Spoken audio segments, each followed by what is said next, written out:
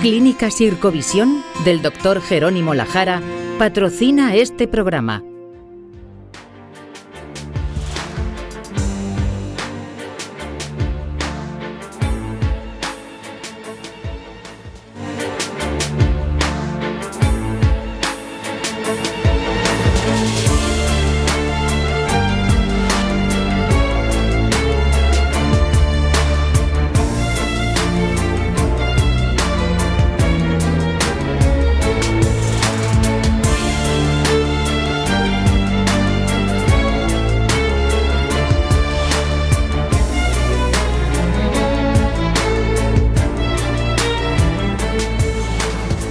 Bienvenido a La Salud en tus manos, un programa que hacemos aquí en Popular Televisión y que también emiten nuestros amigos del grupo Cadena Media. Hoy vamos a hablar de la insuficiencia cardíaca. Como todo el mundo sabe, el corazón, su misión es mandar sangre a todo el organismo para que aportarle los nutrientes necesarios para la vida. El tema de la insuficiencia cardíaca es frecuente, más del 10% de las personas mayores de 65 años, y además conforme avanza la edad es todavía más frecuente y ocasiona muchos ingresos hospitalarios. En este programa vamos a ver por qué se produce la insuficiencia cardíaca, cómo hacer el diagnóstico precoz, cuáles son los tratamientos más adecuados e incluso también hablaremos del trasplante cardíaco, porque en algunos casos de insuficiencia cardíaca está indicado hacerlo. Y para todo ello tenemos en el plató a los siguientes invitados. Ángeles Velasco, gracias Ángeles. Gracias Juan por invitarme de nuevo. Conocida por todas las personas que nos siguen. Encantada. Tú eres médico especialista en medicina familiar y comunitaria en el Centro de Salud Murcia-San Andrés. Efectivamente. Muy bien. Fran Pastor, gracias Fran. Nada, muchas gracias Juan. Tú eres especialista en cardiología en La Risaca y estás en la unidad de insuficiencia cardíaca y trasplante cardíaco. Tomás Vicente, gracias Tomás nuevamente. Tú eres jefe de cardiología en el Hospital Reina Sofía y profesor de cardiología aquí en la UCAM. Sí, señor. Y Sergio Novas, gracias Sergio por venir. Buenas tardes y muchas gracias por la invitación. Tú eres jefe de servicio de cirugía cardiovascular en el Hospital Virgen de la Risa. Correcto. Hemos sacado las cámaras a la calle para ver qué le gustaría saber sobre el tema que tratamos hoy. ¿Cuáles son las causas de la insuficiencia cardíaca? ¿Cuáles son los tratamientos más adecuados? ¿Qué podemos hacer para prevenirla? Ángeles, yo he dicho muy brevemente lo que era la insuficiencia cardíaca, pero seguro que tú nos lo explicas mucho mejor. ¿Qué es la insuficiencia cardíaca? Bueno, es una situación clínica en la cual el corazón es incapaz de bombear sangre de forma eficaz para satisfacer las demandas metabólicas y de oxígeno que necesita nuestro cuerpo. Dicho de otra forma, el corazón es incapaz de mantener un flujo sanguíneo adecuado que permita llevar nutrientes y oxígeno a los tejidos y órganos de nuestro organismo. Esta insuficiencia puede deberse o bien por una disminución en la fuerza de contracción del músculo cardíaco o también por una rigidez de las paredes del corazón o por ambas situaciones. Y ya finalmente decir que puede afectar tanto al lado derecho como al izquierdo del corazón y a veces se involucra ambas partes. Se podría decir. Está muy bien yo explicado. Espero que se entienda muy bien explicado. La definición. De hecho, ha hablado del lado derecho del corazón y del lado izquierdo del corazón, ¿no? Entonces, Fran, hay personas que le dicen insuficiencia cardíaca izquierda, a otros le dicen insuficiencia cardíaca derecha y a otros le dicen insuficiencia cardíaca congestiva. Sí. ¿Qué quiere decir cada uno de esos términos? Bueno, eso parece un lío, pero voy a intentar explicarlo de una manera sencilla. Voy a empezar con el último término que has dicho, ¿no? La insuficiencia cardíaca congestiva, que realmente hace referencia a lo que es la marca de la insuficiencia cardíaca, a la seña de identidad que es la congestión, la retención de líquidos, ¿no? Y esa retención pues, puede producirse en muchos sitios, ¿no? En los pulmones, en las piernas, en la barriga, y por eso se llama insuficiencia cardíaca congestiva de congestión. Lo de los términos izquierda y derecha hace referencia a que hay algunos pacientes que tienen ese líquido, se acumula en una parte determinada y no en otras. Y hay que entender un poco de anatomía básica del corazón, en el sentido de que el corazón tiene una parte izquierda y una parte derecha. La parte izquierda drena la sangre de los pulmones y la eyecta o la impulsa hacia el resto del organismo, y hay pacientes en los que el fallo es el corazón ese izquierdo, como por ejemplo los que tienen un infarto agudo, o los que tienen una hipertensión pues, muy severa de golpe, en los que el líquido se acumula precisamente en esa cámara de drenaje, ¿no? Que es en los pulmones en ese caso. Y los pacientes que tienen una insuficiencia cardíaca derecha son aquellos en los que el problema viene en la parte derecha del corazón y ese líquido se acumula fundamentalmente en las piernas y en el abdomen, y puede ser que no tenga el líquido en otras partes del cuerpo, solo en las piernas y en la barriga, y los pulmones estén limpios. Pero, como ha dicho Ángeles, lo normal es que los pacientes tengan un poco de todo de ambas partes, izquierda y derecha. O sea, que el pura insuficiencia cardíaca izquierda no suele haber. Existe, pero lo normal es que nos encontremos de todas las partes. Pero bueno, hay que abrir un poco la mente y pensar y saber que los pacientes pueden, determinado tipo de pacientes, pueden tener solo el líquido en el pulmón. Por eso, cuando hay gente que dice no tiene hinchazón de piernas, no puede tener insuficiencia cardíaca, ojo, que el líquido solo puede estar en el pulmón, y por eso es importante. Por el fallo del lado izquierdo. Por el fallo del lado izquierdo, y no ha dado tiempo a acumular líquido en el resto del organismo, y eso es importante. Muy bien.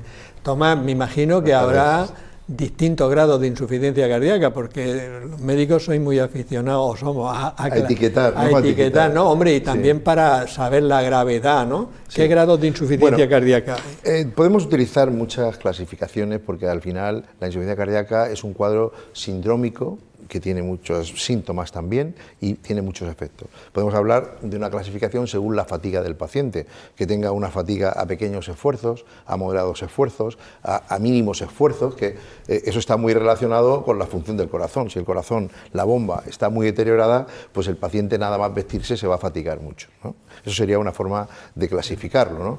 Pero también podemos hablar de una clasificación que la pusieron de moda los americanos y ahora las propias guías la recogen, de aquellos pacientes que serían los menos, cuando tienen muchos boletos de lotería para poder desarrollar la insuficiencia cardíaca. O sea, son pacientes hipertensos, diabéticos, dislipémicos, que toman alcohol, que fuman. Ahí forman un cuadro, el síndrome metabólico, que son pacientes que gran parte de ellos posiblemente van a desarrollar esa insuficiencia cardíaca si no cambian el rumbo de los acontecimientos y no corrigen los factores de riesgo. Luego hablaríamos de pacientes que ya tienen algo deteriorado el corazón, pero prácticamente no tienen síntomas. O sea, esos pacientes pues lo notan un poco al hacer un ejercicio un poco más intenso, y ya pasaríamos, es una escalera descendente en pacientes que tienen pues una disnea con ejercicios más o menos moderados, que pueden mejorar y hacer una vida prácticamente normal si se les trata adecuadamente, y al final eso evoluciona hasta pacientes que incluso son refractarios a todo tipo de tratamiento. Esos pacientes son los de mayor gravedad, porque los mecanismos que se han puesto en marcha han hecho que ese corazón se deteriore tanto que incluso aunque le demos tratamiento no van a mejorar. Eso sería una clasificación. He dicho también la clasificación de la fatiga, de la disnea. Y los cardiólogos tenemos también nuestra propia clasificación, lo ha dicho antes la doctora. Según la función de bomba, hablamos de 3 grados, digamos, ¿no? Un apartado sería con alteración, esa fuerza del corazón se ha deteriorado, y hablamos muy deteriorado cuando la fracción de eyección, la fuerza del corazón está por debajo de un 40, 40-50 todavía no es normal y también está deteriorada, pero hablamos de fracción de eyección moderadamente reducida. O hablamos también de pacientes que tienen mayor del 50 o un poco deteriorada, pero tienen otras cosas, tienen grosor aumentado. Esos son los que se llaman insuficiencia cardíaca con fracción de eyección conservada. Esa es, digamos, ahora la después clasificación de las fracciones de eyección. Un poco esquemáticamente intentado. Sí. No, pero muy bien, porque los deja claro. Sergio, tú eres cirujano cardiovascular, el jefe concretamente. Los trasplantes de corazón, ¿desde cuándo se están haciendo en Murcia? Pues tenemos ya una dilatada experiencia. El primer trasplante de corazón que se hizo en Murcia fue en el año 99. O sea que este año cumplimos 25 años de primer trasplante. Habrá que celebrarlo. Hay que celebrarlo por todo lo alto, por supuesto que sí. Claro. Y además llevamos ya hechos pues, unos 230 y tantos trasplantes desde que se empezó en el año 99. O sea que no somos nuevos. ¿Has dicho, 230 y tantos. Son muchos. Sí. Ya me has contestado la siguiente pregunta. Ah, sí, pues, discúlpame. No, pero está bien.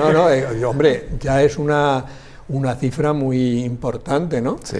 Quizás se habla poco de no sé, yo me refiero en la prensa, tal, por ejemplo, el trasplante de hígado, eso es una cosa que sale mucho y tal, pero creo que deberían de ser la prensa hacerse eco más de lo que estáis haciendo en cardiología. Lo digo de verdad porque, por ejemplo, la cifra que has dicho me ha sorprendido. Ahora miraremos a ver cómo se puede hacer.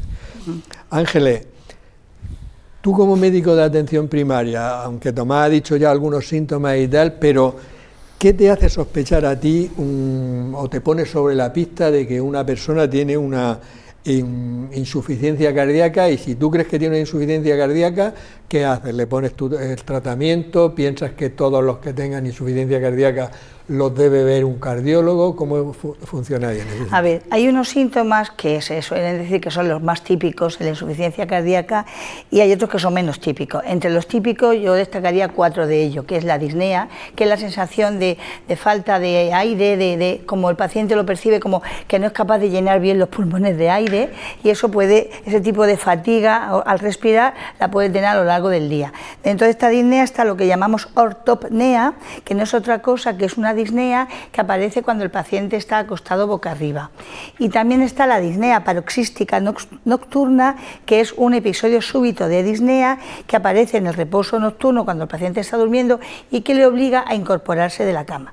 Pero además de este síntoma se encuentra también, puede acusar el paciente fatiga, cansancio, un aumento en la recuperación tras un ejercicio o una disminución de la tolerancia al ejercicio, o también a veces edemas periféricos, tibiales, el hinchazón, el famoso, cuando se me hinchan los tobillos. Estos son los típicos. Hay otros menos típicos, tos nocturna, los pitos, sibilancia al respirar, palpitaciones, pérdida de apetito,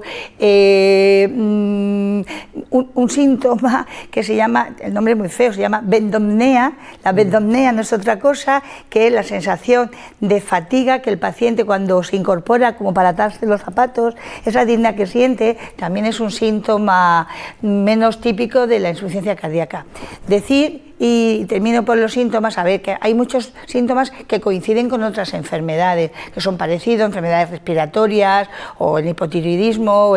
Entonces, por eso es importante, lo ha dicho antes Tomás, conocer los factores de riesgo que pueden desencadenar una insuficiencia cardíaca, hipertensión, diabetes, fibrilación auricular, insuficiencia renal, porque esos factores de riesgo, unidos a estos síntomas, sí que nos pueden hacer sospechar que el paciente está ante un cuadro de insuficiencia cardíaca. Pero tú ves eso... Y con ello, voy a la segunda parte de tu pregunta, que nosotros seguimos el algoritmo de la ruta asistencial de insuficiencia cardíaca que está dentro del programa CARPRIMOR. Tengo aquí a mi compañero Fran, que es Francisco Pastor, que es uno de los coautores de la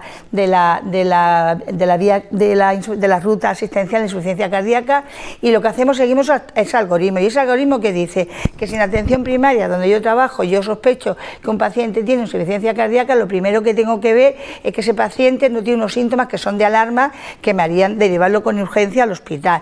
Una crisis hipertensiva que no se controla con el tratamiento, una disnea en reposo, una arritmia mal controlada, signo de hipoperfusión, que es que tenga las extremidades muy frías, color azulado, cianótico en las uñas y los pies. Si eso lo veo, de forma inmediata lo mando a urgencia para ingreso hospitalario. Pero si no, yo puedo, si tengo una sospecha, yo puedo iniciar el estudio de la atención primaria. ¿Cómo? Pidiendo una analítica y una serie de exploraciones complementarias que luego, si da tiempo, las voy a desarrollar, y entonces en el análisis de esas exploraciones, que resulta que el resultado es concluyente, que estamos ante una insuficiencia cardíaca, perfectamente podemos tratarlo o iniciar el tratamiento con diuréticos de ASA, que supongo que saldrá también aquí el tratamiento luego, y hacer una interconsulta con cardiología o, según la comorbilidad que tenga el paciente, con medicina interna o geriatría.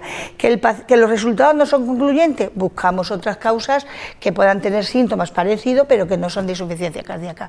Yo creo que ese algoritmo es el que se sigue. Por ejemplo, yo no sabía que teníais un algoritmo de cómo actuar, que por lo que has comentado han participado los cardiólogos y vosotros, lo cual indica que hay una hoja de ruta, que eso es lo mejor que puede tener. Son rutas asistenciales de varias, de fibrilación auricular, insuficiencia cardíaca, en este caso te he mencionado la de insuficiencia cardíaca, pero son rutas asistenciales que están consensuadas entre cardiología y atención primaria. Y vamos a ver, Fran, imagínate tú una persona, por ejemplo, si sube 2 pisos ya le da fatiga, si anda rápido ya le da fatiga.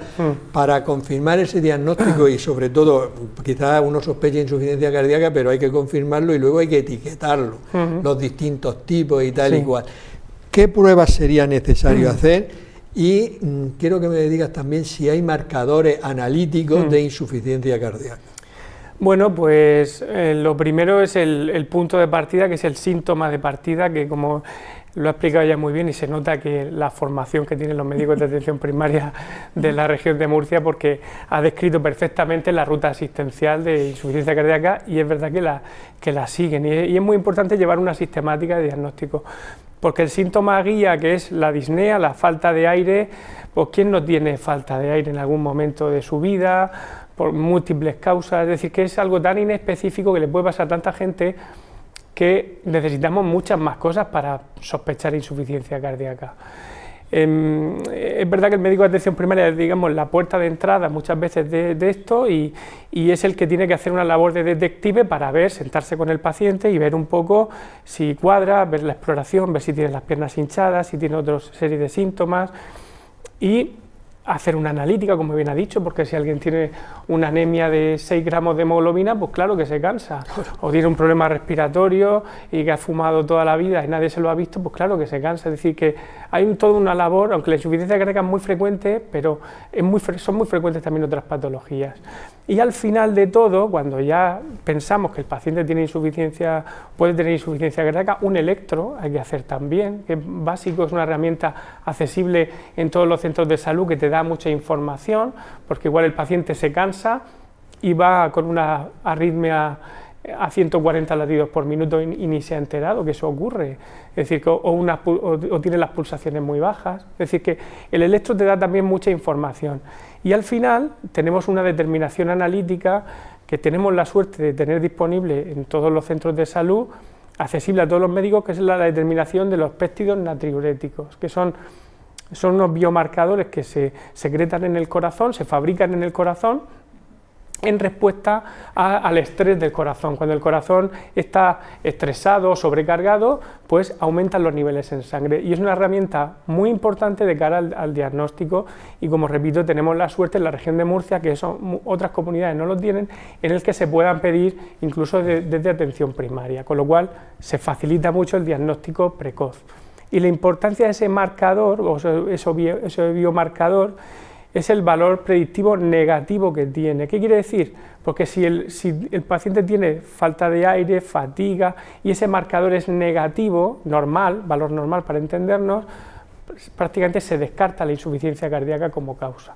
Si es positivo, apoya el diagnóstico y hay que interconsultar con cardiología y ya ponerle el apellido a la insuficiencia cardíaca, hacer un ecocardiograma y ver un poco si la fuerza del corazón está preservada, si tiene alguna válvula estrecha que justifique los síntomas, es decir, perfilar mejor ese paciente, pero siguiendo un hilo conductor, que es la única manera de utilizar los recursos de forma adecuada y tampoco alarmar a la población con que cualquier fatiga es una insuficiencia cardíaca. Sí, como siempre en medicina hay que hacer el diagnóstico diferencial, porque causas de fatiga, tú has dicho, una anemia crónica, porque la aguda da muchos síntomas, pero una anemia crónica, por ejemplo, una mujer que tenga un mioma y va sangrando y claro, cada vez está más fatigada. Claro. La obesidad mismo. La obesidad mismo. El hipotiroidismo puede darte. Te cuesta caminar. Al final hay muchos. Tomás, vamos a imaginar que a un paciente se le ha hecho una ecocardio y pone fracción. Ya nos has comentado algo antes, bien, pero quiero que nos digas exactamente, y tiene por ejemplo 50. Entonces, que nos expliques qué es la fracción de eyección y qué valor tiene en el estudio de la insuficiencia cardíaca. Bueno, pues ya tenemos el paciente tipo que tiene sus síntomas, se le ha hecho su electro, se le ha hecho la analítica y todo prácticamente lo tenemos centrado que va a tener insuficiencia cardíaca. Lo hemos explorado también y entonces pasaríamos, si todo eso es positivo, a hacerle un ecocardio que nos va a poner los nombres y apellidos.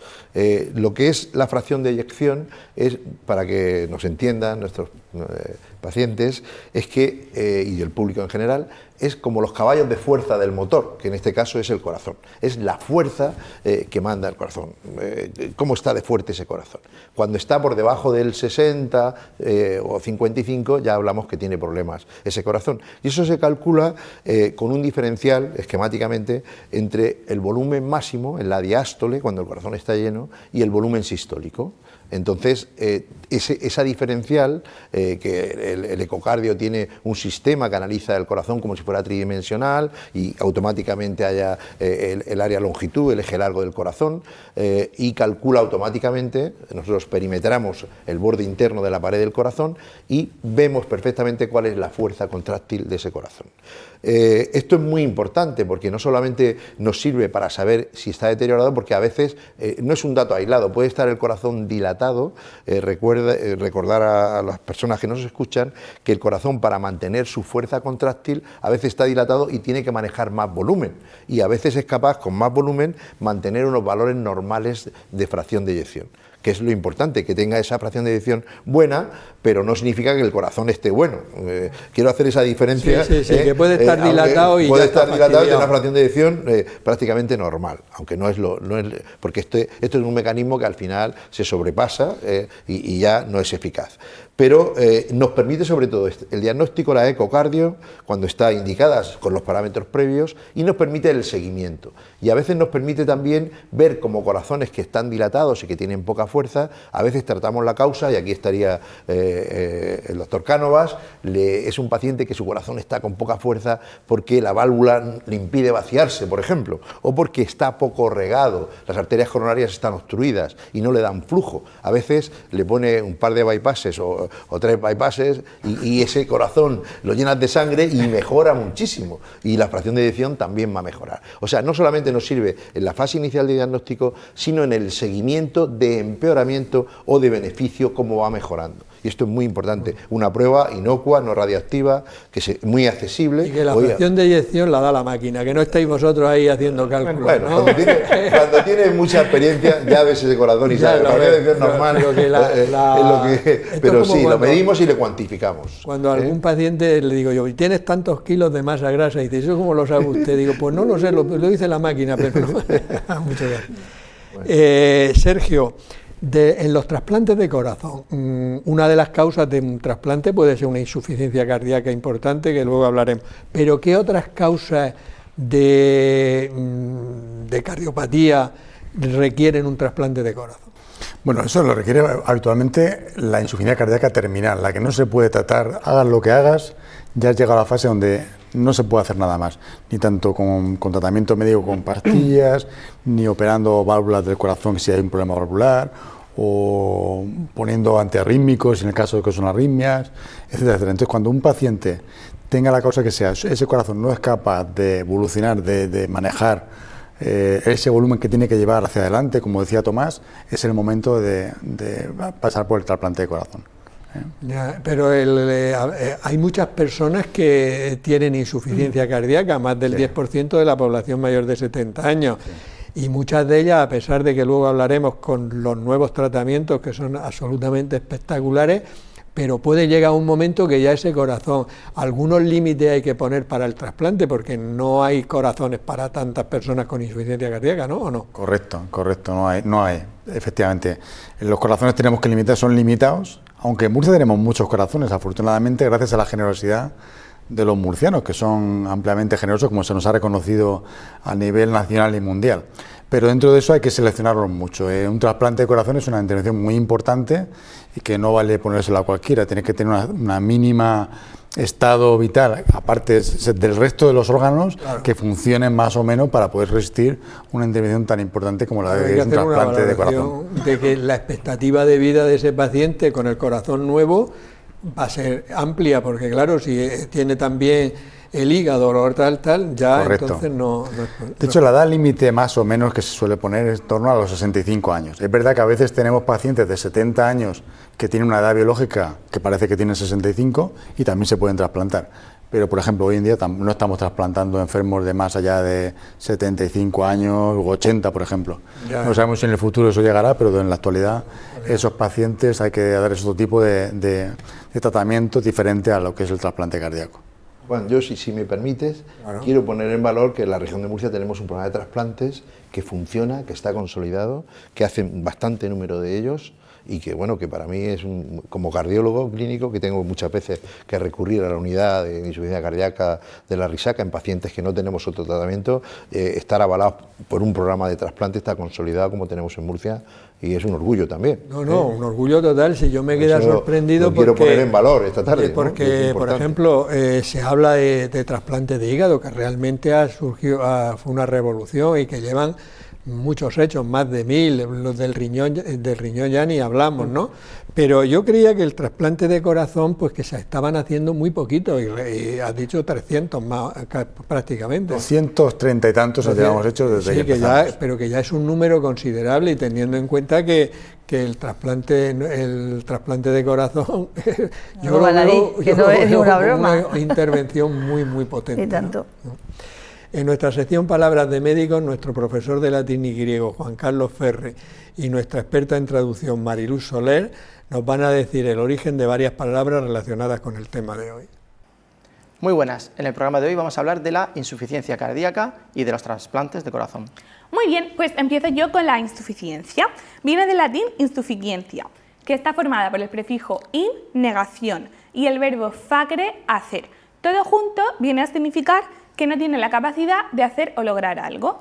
Y si a esa insuficiencia se le añade el adjetivo cardíaco, pues que viene del latín cardo cardinis, que significa corazón, pues tendremos que ese aparato, en este caso el corazón, no logra hacer su función correctamente.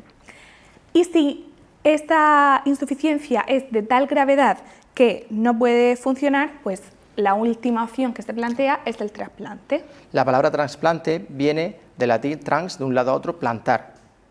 Literalmente es eso, coger una planta con sus raíces, con todo, y plantar en otro sitio. Trasladado a la medicina y al cuerpo humano, pues es coger un órgano que está en un cuerpo y con todos sus vasos sanguíneos, todos sus nervios, todo, ponerlo, plantarlo en otro cuerpo. Un milagro de la medicina. Desde luego. Además, España destaca por ser uno de los países con la tasa más alta de trasplantes. Es el segundo a nivel mundial, con una tasa de 100 por cada millón de habitantes, solo superada por Estados Unidos. Es fruto de tener una población generosa y concienciada con la donación. Donación es una palabra que viene de donum y significa regalo. Este es el mejor regalo que se puede hacer. Pues sigamos confiando en la solidaridad de la población y en la maestría de nuestros médicos. Palabras de médico. Bueno, Ángeles, me ha quedado claro con la hoja de ruta que tenéis, que es una cosa estupenda.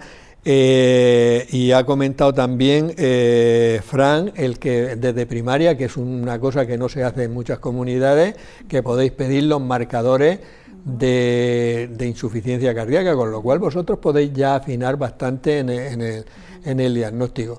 Sé que os han llevado, porque los médicos de primaria sois las veras, vais avanzando a unos ritmos, no estáis que os salís, porque os han llevado aparatos de ecografía, ya hacéis incluso ecografía. ¿Os habéis planteado, por ejemplo, hacer ecografías del corazón en algún punto, o todavía no hemos llegado a ese paso? No, Juan, el ecógrafo lleva unos años implantado, pero es verdad que todavía se están formando a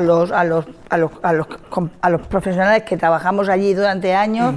Nuestros residentes sí que es verdad que están más formados, y gracias a ello en muchos centros de salud son los que toman la iniciativa y nosotros casi aprendemos de ellos, pero ahora mismo el ecocardiograma lo estamos trabajando o lo estamos utilizando, pero que es la patología abdominal, para la patología del aparato locomotor y para la insuficiencia venosa, pero yo creo que no se llegará, porque al final nos vamos especializando y vamos mejorando nuestra práctica día a día, pero obviamente vamos a empezar con el ABC, que es lo más facilito, porque yo, y luego, pero seguramente un ecocardiograma, hacer un ecocardiograma, utilizar el ecocardiógrafo, no creo que sea complicado, es decir, es cuestión de conocer la anatomía del corazón, conocer las cavidades y sus válvulas, y eso seguramente en breve es posible que lo podamos por lo menos hacer, aunque luego es verdad que necesitamos del profesional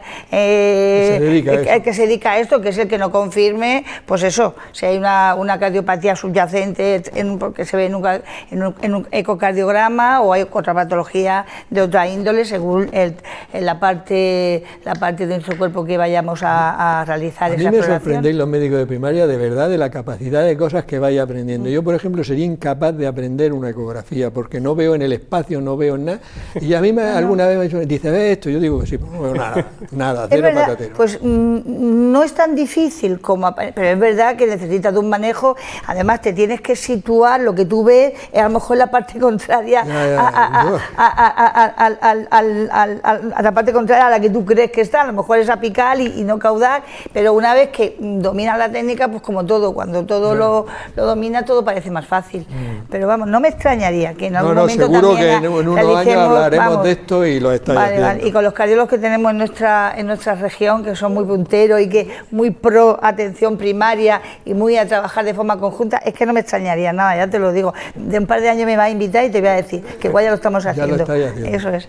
Fran, vamos a imaginar que a una persona se le ha diagnosticado de una insuficiencia cardíaca en un grado leve, ¿no?, de una manera precoz. ¿Cuál es la evolución de ese paciente? Bueno, pues realmente es que es muy difícil predecir individualmente qué le va a pasar. Es decir, como grupo, y además está escrito y se dice que la insuficiencia cardíaca no solo afecta la calidad de vida de nuestros pacientes, sino que es una enfermedad que tiene un pronóstico malo en general, y se dice que incluso peor que ciertos cánceres, ¿no? Entonces eso te pone un poco sobre alerta, ¿no? Pero es verdad que es un grupo muy heterogéneo. Hay pacientes que van muy bien, que incluso se puede normalizar la función cardíaca con la medicación o con algún dispositivo que se ponga, y otros pacientes que van mal. Es verdad que a veces el pronóstico depende a veces de las enfermedades que rodean a la insuficiencia cardíaca. Por ejemplo, si diagnosticamos una insuficiencia cardíaca en un señor de 85 años con insuficiencia renal, enfermedad pulmonar, anemia, etcétera, a veces el pronóstico vital viene determinado también por otras enfermedades. Entonces, lo que sí hay que decirle a la gente es que, por supuesto, el diagnóstico precoz es importante. No es lo mismo diagnosticar una enfermedad inicialmente que en las fases evolucionadas. Inicialmente podemos hacer muchas cosas, tratamientos farmacológicos y no farmacológicos, es decir, medicación, podemos poner un marcapaso en algunos pacientes que lo necesiten, desfibriladores, arreglar arterias, válvulas, es decir que, y por eso es importante concienciar a la población y que se establezcan unos circuitos adecuados para un diagnóstico precoz. Y otra cosa importante es que esto no es una cosa de uno, del médico o de la enfermera, es una alianza entre dos, y el paciente tiene que colaborar mucho. Por mucho que diagnostiquemos al paciente en una fase muy precoz, si el paciente no colabora con nosotros, por mucha tecnología que tengamos, por muchos tratamientos que tengamos, no vamos a tener éxito y el paciente no va a ir bien. Entonces el mensaje es diagnóstico precoz, pero alianza entre el médico y el paciente para conseguir lo que todos queremos, que es aumentar la supervivencia del paciente y su calidad de vida. Eso que dice es importantísimo y no hay que cansarse de repetirlo y repetirlo, sí, porque estamos cansados, entre comillas, pero... Yo lo primero que le digo a los pacientes, que esto es una cosa de dos, y esto es un equipo. Uno juega de delantero, otro centrocampista, a veces le tengo que poner unos símiles que entiendan, o que el que es mecánico de coches, pues le intento poner algún símil que entienda, pues porque esto es cosa de varias personas, es un engranaje, no se entiende esto sin la colaboración. Sí, yo creo que en algún programa yo lo he comentado, nosotros hicimos un libro que se llamaba ¿Y tú qué haces por tu salud? Y a mí se me ocurrió ese título porque ve a personas con diabetes y le dices, mira, la tensión estupenda con las pastillas, el colesterol estupendo con las pastillas, la diabetes estupenda con el tratamiento que llevas. Es decir, todo lo que depende de las pastillas es estupendo, pero todo lo que depende de ti es un desastre. Sigues fumando, has ganado 3 kilos y no te mueves. ¿Y tú qué haces por tu salud? Y luego que hay pacientes que encima no hacen el tratamiento que les prescriben. Claro, eso ya podemos dedicar un programa. Un programa totalmente. Tomás, una persona puede tener, creo que hemos comentado algo, pero puede tener una insuficiencia cardíaca y tener 0 síntomas, o sea, nada de nada. No es lo habitual. En las fases iniciales, el paciente, bueno, primero que el síntoma principal e inicial puede ser un poco de fatiga. Y esto es un síntoma muy subjetivo, ¿no? Que la gente a veces incluso lo oculta o tiene otras comorbilidades que hacen que tenga fatiga. Y el corazón además tiene unos mecanismos, aunque esté un poco deteriorado, pues para mantener esa función de bomba. ¿Y qué es lo que hace? Pues se llena más de sangre y aumenta el volumen para poder estirarse más y compensar esa falta. El corazón es como un arco al final. Si maneja más volumen, se estira más, aunque luego esto va a ser deleterio y no va a ser un mecanismo permanente, sino que al final fracasa rotundamente, pero en las fases iniciales efectivamente puede pasar desapercibida. Por eso es importante detectar pacientes que cuentan algún síntoma y que tienen una cascada de factores de riesgo que confluyen en esa sintomatología. El paciente que empieza con un poco de síntomas, si no se cuida y tiene muchas comorbilidades, rápidamente va a desarrollar insuficiencia cardíaca. Es muy raro que no tenga ningún síntoma. O sea que cuando tengan la fatiguilla esa, subir dos pisos, ya por lo menos que consulte, oye, que no tienes nada, bendito sea Dios. Sí, ¿no? sí.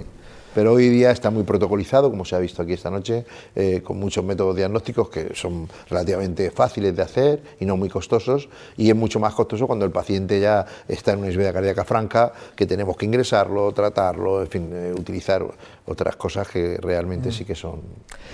Sergio, hemos hablado de los 230 trasplantes desde el año 99 en Murcia, pero me imagino que esto habrá una progresión, a lo mejor antes se hacía uno al año y ahora ¿cuánto hace? Y luego otra pregunta, mucha gente, ya sabes tú que uno dice, pues en Murcia han hecho tantos trasplantes de hígado, en otro tal, ¿es seguro operarse de trasplante de corazón en Murcia? Y perdona que te haga esa pregunta, pero, sí. Bueno, pero es para que la gente lo tenga claro. Claro que sí. El año pasado, el año 2023, hicimos en Murcia 18 trasplantes, que fue el año que más trasplantes hemos hecho desde que empezamos a hacerlo, ¿no? Ha habido una clara progresión en cuanto al número de trasplantes, porque ha habido, como decía antes, una oferta importante gracias a la generosidad de los pacientes. Y luego yo creo que sobre la segunda pregunta, sobre si es seguro, yo creo que es perfectamente seguro operarse en Murcia. Tenemos unos resultados que en los últimos años están siendo incluso mejores, un poquito mejores que la media nacional. Esto a veces ofrece también un factor pequeño de suerte, pero vamos, que no estás haciendo las cosas mal. Pero la suerte se da con uno. Si tú haces 19, ya el factor suerte se diluye mucho, ¿eh? Sí, probablemente. Quiero decir que podemos estar orgullosos del programa de trasplante en Murcia, ahora mismo funciona bien, se puede hacer bien y no hace falta irse a ninguna parte del mundo a hacerse un trasplante de corazón para hacer que se haga mejor que aquí. Ya, no, pero ese dato es muy importante porque la gente que se va a operar, quizá por eso, porque en los medios de comunicación sale menos que otros trasplantes, pues que sepan que se pueden operar, que las garantías son igual o un puntico mejor que en el resto que el resto global de España, ¿no? Bueno, permíteme que te diga una cosa adicional que este año ha salido en prensa, y es que Murcia, la región de Murcia, ha sido líder a nivel nacional y probablemente a nivel internacional, mundial, en cuanto a un tipo de donación que es de corazón, que es la donación en asistolia. Que esto es, somos los que más hemos hecho de España con diferencia, y gracias a este programa que estamos un poco de avanzada nosotros, pues otros programas de otras regiones se están uniendo a ello, porque estamos teniendo unos resultados maravillosos. Es un tipo especial de donación. Creo que lo conocen porque hemos hecho 2 programas de trasplante. Sí. Uno estaba Mario, hablando, y hablamos del donante en asistolia que no tiene muerte cerebral. Correcto. Y luego hicimos otro con pacientes. Muy bien. Con pacientes que vinieron, un caso muy curioso es que vino una chica y su hermano que le había donado el riñón.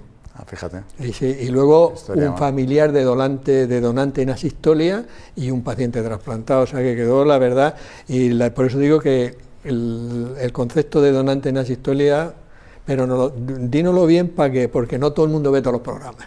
Ya, pues la donación en asistolia es que un paciente, en lugar de...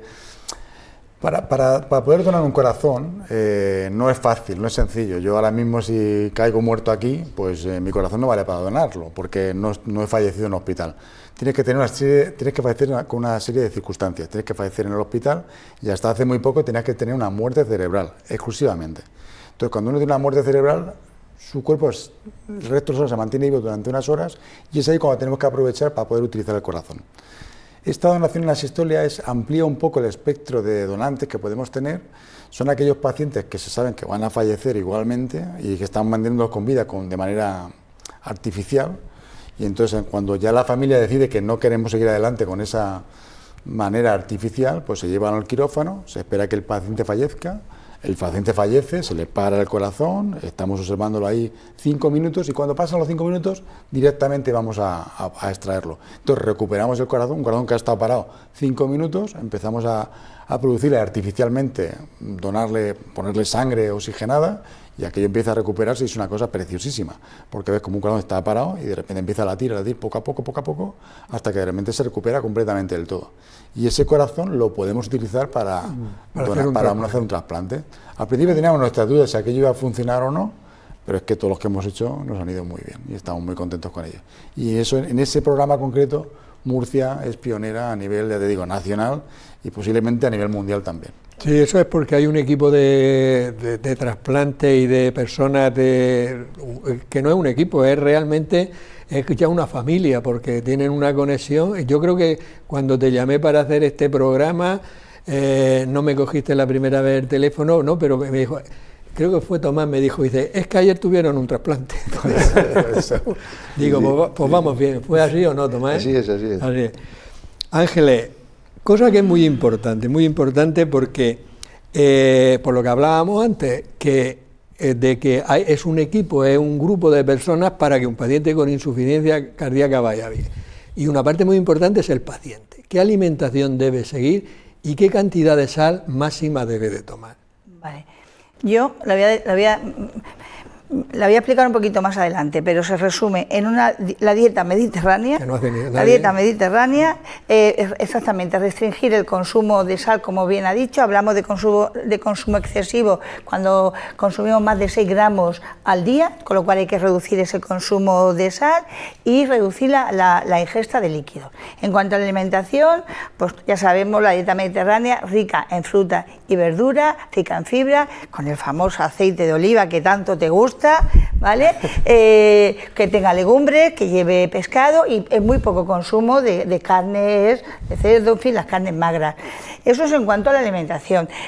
Como he dicho, la ingesta, la sal puede subir la tensión, puede hacer que se retenga líquido y entonces puede precipitar o desencadenar una insuficiencia cardíaca. Y luego la ingesta de líquido también se habla de que no debe ser mayor a 1 litro, 1,5 litros de líquido al día, que no solamente es el agua, sino que el paciente tiene que saber, los pacientes con insuficiencia cardíaca, cualquier zumos, caldos, lo que consuma, que eso cuenta, ¿vale? Esa cantidad de líquidos, personas, es para que los que nos escuchan lo tengan claro, esa cantidad de líquidos está en pacientes con insuficiencia. Sí, claro, el paciente con insuficiencia cardíaca debe de reducir el consumo de sal, que esté por debajo de los 6 gramos que he comentado, no hacer una ingesta de líquido, que incluye cualquier sopas, zumos, café, leche, etcétera, agua, por supuesto, que sea menor a 1 litro, 1,5 litros, la alimentación variada. Y luego algo que tiene que también conocer los pacientes con insuficiencia cardíaca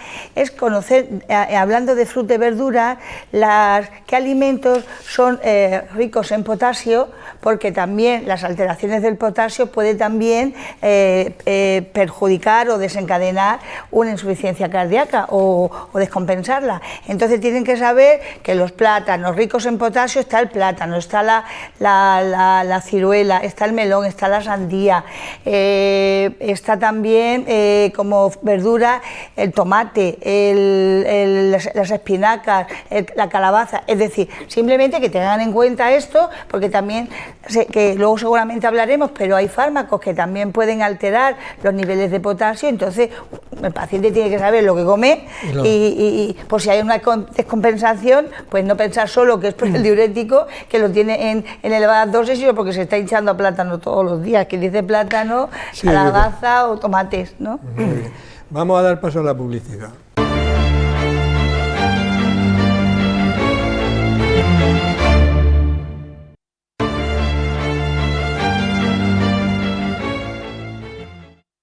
Bueno, Ángeles nos ha hablado de la importancia de una buena alimentación y de restringir la sal. Y una cosa que a lo mejor le sorprende a muchas personas que nos oigan es que se les dice que hagan ejercicio físico. ¿Qué papel juega el ejercicio físico en el tratamiento de la insuficiencia cardíaca? Porque es muy importante, ¿no? Sí, el ejercicio físico es uno de los pilares fundamentales.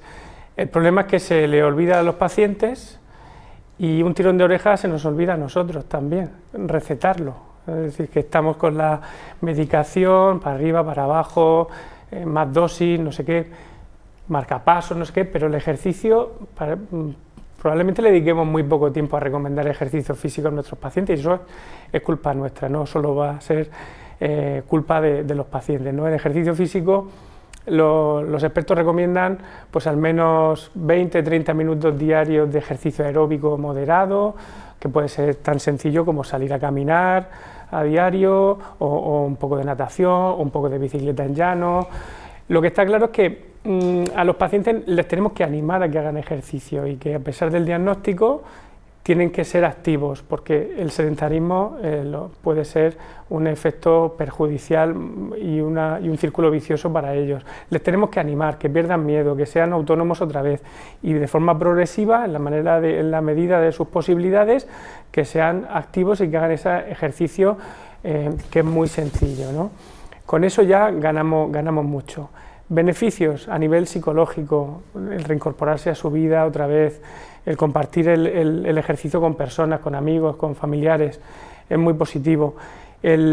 Beneficios a nivel del control de factores de riesgo cardiovascular. Si detrás de la insuficiencia cardíaca está la hipertensión, la diabetes, la obesidad, súper importante, como factor causal de muchos tipos de insuficiencia cardíaca, pues hay que animar a la gente a que pierda peso, porque es que si no va a perpetuar el daño y por mucha medicación que demos va a ser perjudicial.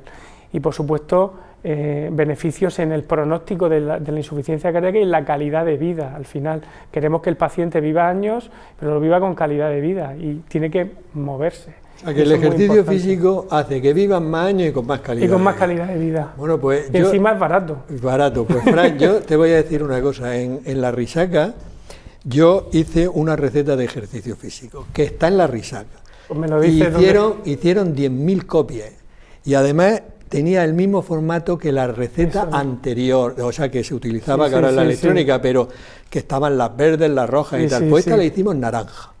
Y ponía ejercicio físico aeróbico, andar, bicicleta, natación, que tú has citado, tiempo y cuántas veces cada cuánto tiempo. Eso es. Ponía el anaeróbico, que no hemos hablado, pero que es fundamental. También, E incluso por la parte de detrás ponía como en el Sintrón lo que había hecho, media hora, una hora, para ver si lo... En la Risaca está... Y se hicieron 10.000 copias, se repartieron y nunca más se volvieron a hacer. Pues eso es importante. Lo puedo decir porque la hice yo. Retomar esa idea porque es una... Y además eso era elevar el ejercicio a la categoría de tratamiento, porque era con una receta igual que un fármaco. O sea, eso es muy importante. Por no tomar...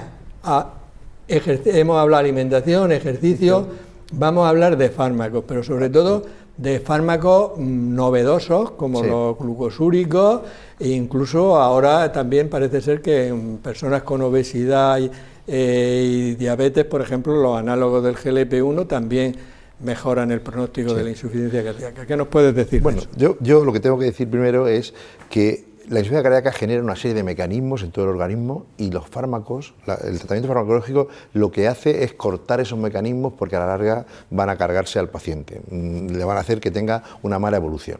El primer apartado que se pone en marcha es la activación del sistema nervioso simpático, o sea, el corazón trata de contraer más rápido y entonces, pues claro, ¿qué pasa? Que eso también lo va a deteriorar. Se cierran las arterias, se produce una vasoconstricción para redistribuir el poco flujo que sale, lo que llamamos gasto cardíaco o volumen de eyección, entonces un grupo de fármacos importantes son los beta bloqueantes, que actúan inhibiendo el sistema nervioso que hace que se produzcan todos estos mecanismos. Otros fármacos lo que hacen, si tú estás reteniendo líquidos, aumentan la diuresis, y ahora hablaremos de ese tan novedoso que tú dices. Y otros lo que hacen es que actúan sobre el riñón para que no retenga líquido el riñón y también se liberen una serie de sustancias que no se destruyan. También el sacubitrilo valsartán, que es una asociación muy buena, actúa inhibiendo la destrucción de las sustancias buenas, el péptido natriurético, que tiene un efecto vasodilatador y diurético, o sea, y va en contra de la apoptosis. Concretamente este último fármaco, o sea, tenemos un anillo de fármacos importante que cierran el círculo. Podemos empezar hasta con 4 fármacos a la vez, antes se hacía de forma escalonada. Y estos fármacos, que son los inhibidores de la SGLT2, que se utilizaban para los diabéticos al principio nada más, se ha visto que impidiendo la absorción de glucosa en el túbulo proximal del riñón, se facilita la excreción de azúcar, de glucosa, por el riñón, por la orina, y esto arrastra también, por ejemplo, sodio. Aumentamos la diuresis, quitamos volumen, es como si el corazón fuera cuesta abajo, quitamos volumen, quitamos sodio que retiene agua y los pacientes evolucionan estupendamente. Tan es así que la guía de expertos mundial de la Sociedad Americana de Cardiología, la American Heart, la Sociedad Española de Cardiología, la Europea, recomiendan ya en primera línea tratamiento para pacientes con este fármaco que tengan la fracción de eyección mala. Pero no solo eso, la novedad de este año, la actualización de estas guías que ha salido hace muy poquito, también la recomiendan en pacientes, aunque tengan el corazón que contrae bien pero tienen alterada la relajación, lo ponen ya como casi una indicación 1A. Han hecho un círculo verde alrededor de la indicación y lo recomiendan como prácticamente en todos los pacientes que tengan insuficiencia cardíaca, aunque tengan la fracción de eyección, debemos de considerar este fármaco. O sea que esto ha supuesto un avance muy importante. Y hay estudios que avalan los cardiólogos, como se lo quieren quedar todo, ya quieren a la obesidad, ya dicen, es que los cardiólogos se van a quedar con la obesidad. Pues vamos a ver, pues ¿cuándo han estudiado la obesidad ellos? Como ahora con no te pueden imaginar los pacientes que me consultan para adelgazar. Y con los análogos del GLP-1, los nuevos fármacos que además también han demostrado que mejoran el tema de la insuficiencia cardíaca. Así que, pero bueno, los endocrinos nos resistimos, ¿vale? Sergio, antes nos has comentado algo de los pacientes en asistolia, que el corazón se para y entonces luego vosotros lo volvéis a hacer que funcione. ¿Cómo hacéis que vuelva a funcionar? Pues lo conectamos a una máquina parecida a la circulación extracorpórea, de manera que le aportamos de repente sangre oxigenada y de repente ese corazón vuelve a recibir sangre con oxígeno y eso es el alimento del corazón. Entonces el corazón empieza de nuevo pues a contraerse de una manera normal. Y entonces ya lo tenemos recuperado. Imagínate que a un paciente le han hecho un trasplante de corazón. Tiene que, aparte de que lleve su tratamiento con inmunosupresores y tal, digamos, ¿cómo cambia su vida y si tiene que tener algún cuidado especial? Sí, hombre, a ver, la vida cambia casi siempre a mejor, de hecho pueden hacer prácticamente vida normal. Lo que tienen que llevar mucho cuidado es con el tema de la inmunosupresión. La inmunosupresión no es una cosa menor, porque si te quedas corto con los inmunosupresores, pues puedes tener un rechazo y si te pasas, por así decirlo, tienes un poco de riesgo de tener alguna infección o incluso alguna tumoración. Entonces siempre vamos ahí en la línea, el filo del abismo, ¿no? Pero que eso lo vais controlando habitualmente. Sí, eso lo hace habitualmente la unidad que hace Fran. La unidad de insuficiencia cardíaca. Sí, correcto. Ángeles, ¿qué medicamentos se deben de intentar evitar en los pacientes que tengan insuficiencia cardíaca? Vale, pues entre los fármacos que deben de tener cuidado los pacientes se encuentran los antiinflamatorios no esteroideos. A ver, los pacientes conocen el ibuprofeno, el diclofenaco, el naproxeno. Estos son un tipo de fármacos que se utilizan para el dolor, para la inflamación y que muy frecuentemente se prescriben en atención primaria. Pues ojo con estos fármacos porque pueden descompensar una insuficiencia cardíaca, pueden producir un daño renal y ese es el inicio de una descompensación, como decía, cardíaca. Entonces, en estos casos los pacientes deberán de tomar paracetamol o otro analgésico que no sea antiinflamatorio. Los corticoides, bueno, hay que tener cuidado también con ellos si se utilizan a la menor dosis posible y el menor tiempo posible. Nombrar, y no me lo voy a detallar, pero sí que es verdad que hay otra serie de fármacos, hay ciertos antidepresivos como los tricíclicos, algunos algunos hipoglucemiantes, suplementos o remedios que a veces los pacientes compran en, bueno, pues no sé, por online o venta libre para potenciar el ejercicio o incluso para perder peso. Ojo, porque pueden tener sustancias que pueden afectar la insuficiencia cardíaca. Yo me quedaría con que los pacientes utilicen los fármacos que le mandan su médico en la cantidad o con la posología indicada, el tiempo indicado, y ante cualquier problemilla que puedan tener, que lo consulten. O sea, no a la automedicación. No, por sería supuesto, no a la automedicación, siempre, y pero no en estos que casos como mi mucho vecino más. lo toma, yo también, efectivamente. Fran, que a él le fue bien. ¿qué son las unidades de insuficiencia cardíaca? Bueno, así rápidamente son estructuras de seguimiento de los pacientes con insuficiencia cardíaca, pues liderados por médicos y enfermeras con conocimientos en la enfermedad, pero coordinados también con otros especialistas, desde, por ejemplo, psicólogos, asistentes social, incluso unidades de nutrición, es decir, muchos profesionales implicados, atención primaria, por supuesto, con el objetivo de dar al paciente un soporte adecuado, ofrecer los mejores tratamientos disponibles y al final enseñar a manejar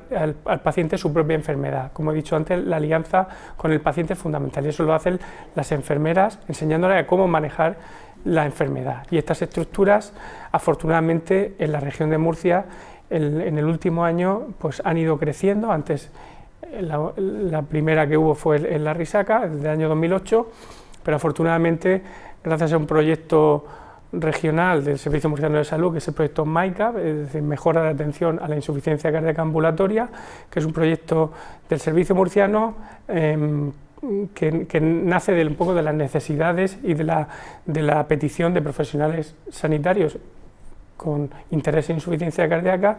Se ha dotado a muchos hospitales de la región, prácticamente a todos, de estas estructuras en la medida de lo posible de cada centro, de la complejidad de cada centro, pero todos a día de hoy disponen de este tipo de estructuras.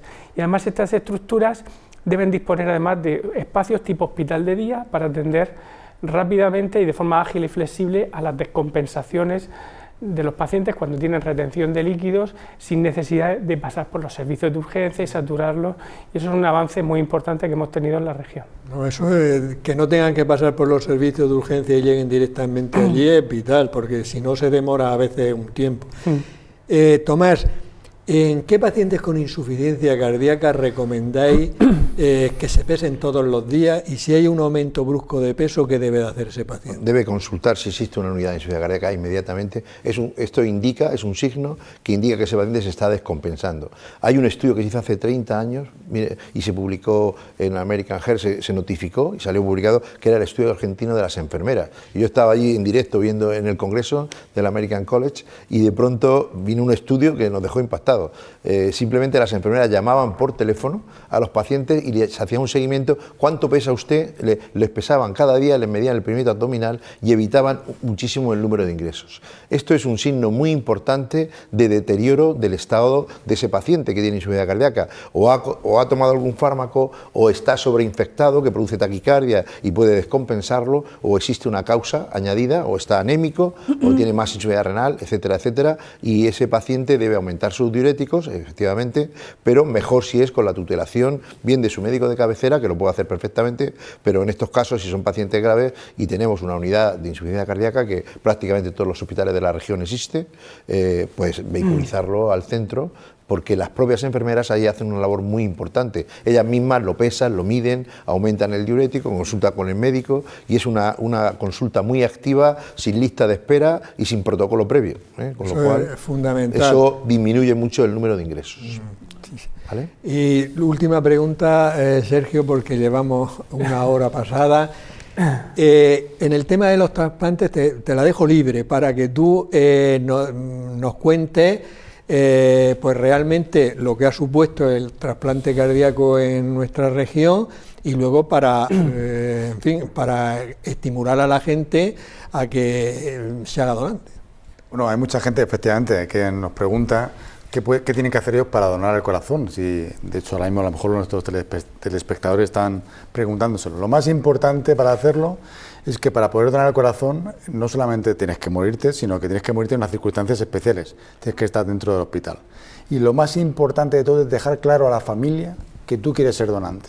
Que si alguna vez te llega el momento y estás en una situación que te capacita para ser donante, que tu familia sepa que tú tienes la voluntad de querer donar. Y eso es tan importante, porque siempre que fallecemos en un hospital se le suele preguntar si el corazón es bueno, lógicamente, a la familia. ¿Usted cree que quieren donar que el familiar? Y si dan la aceptación es el momento adecuado.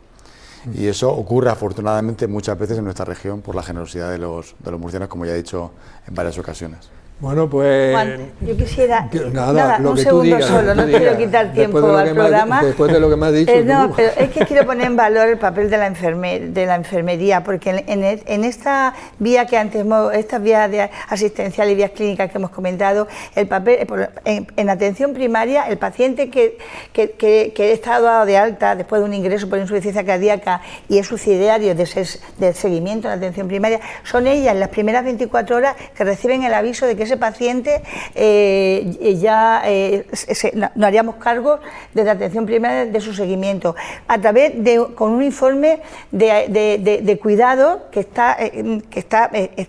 está hecho por los médicos y enfermeras del hospital y por otros especialistas también con los que tendríamos que contactar, y es ella la que llama al paciente las primeras 48 horas, la que lo visita entre los 7 y 14 días, hace un seguimiento cada mes o cada 15 días en función de cada paciente durante 6 meses y luego trimestralmente al año. Es decir, tiene un papel en el fomento del autocuidado, en el refuerzo de la educación, comprueba si el paciente se pesa, si la ingesta de hídricos, si toma bien la medicación, si hace un buen ajuste diurético, con lo cual el papel de la enfermera, la verdad que los quiero poner en valor porque es fundamental para un mejor seguimiento y para un mejor control de estos pacientes. Enfermeras y enfermeros. ¿Vale? Ahora se dice enfermera, ya no se dice enfermero. Se dice enfermera. No, se dice enfermera. ¿Todo enfermera? Sí, enfermera. ¿Qué médico? Ah, bueno. Ángeles, me ha parecido vamos a ver, estoy totalmente de acuerdo. Y este programa, por ejemplo, adolece de no traer las suficientes enfermeras. A veces es un problema de espacio. Pues ¿me comprendes? Pero me ha sugerido una idea. Y en la próxima temporada seguro que haremos un programa solo con enfermeras para tratar no solo el tema de la insuficiencia cardíaca, sino otros temas como curas de heridas, como tal.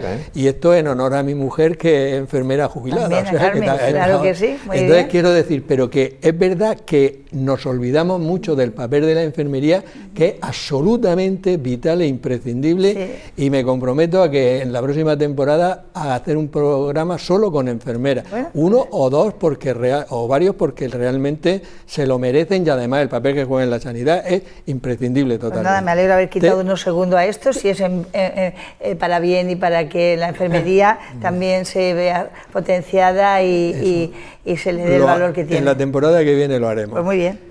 Daros las gracias, el programa creo que ha sido muy interesante, y es verdad que nos ha faltado bastante tiempo porque... Bueno, mucho de sí. Saben mucho, mis compañeros, saben mucho. No, y que el tema es que da mucho de sí, y además es muy frecuente, y además se pueden mejorar mucho los pacientes con los tratamientos adecuados. Por mi parte nada más, despedirnos hasta la próxima semana en un nuevo programa de La Salud en tus manos. Que seáis muy felices.